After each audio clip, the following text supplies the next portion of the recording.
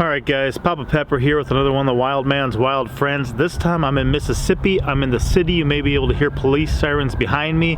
There is a hotel, 7-story hotel just to my right, but behind me you can see a couple of trees. Down in there is a ditch. I went down in there earlier, managed to find 7 green anoles, kind of the pet shop chameleons, and then I went back tonight and I just took somebody's garbage. Somebody actually dumped a garbage bag down there. And I went and happened to look underneath it, and when I looked underneath it, sure enough, there was something I had never seen before. At first, I thought it may have been a squirrel tree frog, but squirrel tree frogs are a little bit different than these. This is the American Green Treefrog. So most of my life, the tree frogs I found were either spring peepers or gray tree frogs.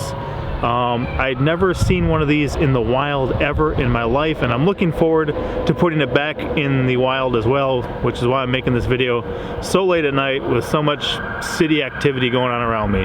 It's like 11 o'clock at night, but these guys are absolutely amazing. They are very common in the pet trade. A lot of people like to use them as a pet.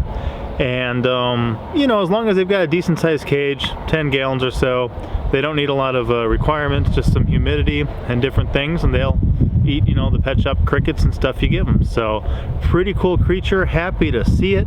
These guys in size are going to be usually about 2 to 2.5 inches. That's right where this one is. The squirrel tree frogs are just a little bit smaller.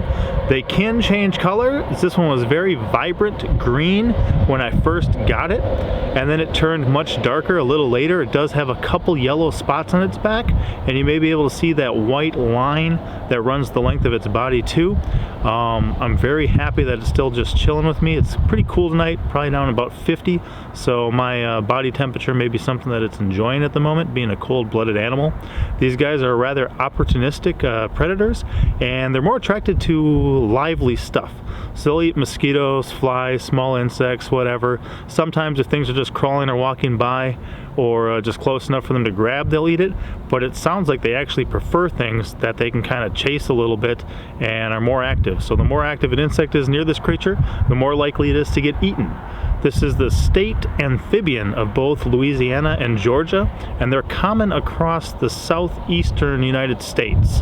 I'm still trying to learn all the different ones in my area, the Ozarks, coming down from Wisconsin originally, but then to be down here too now in South Mississippi for work and being able just to check out some different things.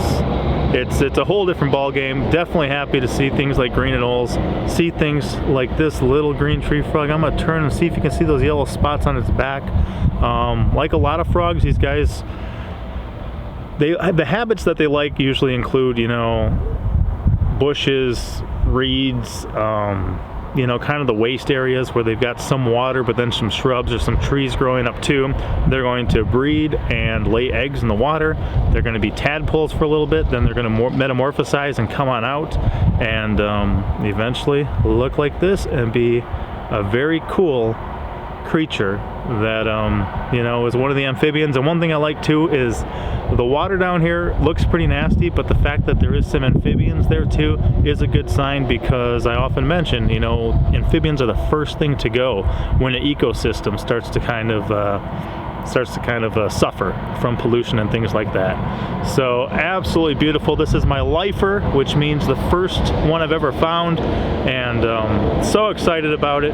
Just wanted to make this short little educational video about it and let you guys kind of celebrate with me as I enjoy, you know, this. And this is one reason why it's hard for me when I'm in a different area not just to step a couple feet off to the side into the bushes, flip a couple rocks, maybe look in some puddles and see what's going on, because you find stuff like this all the time when you look. I always say you never know what you're going to find, but you find more when you look, and that's why I keep looking.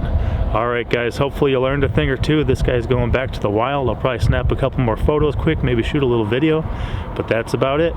Papa out.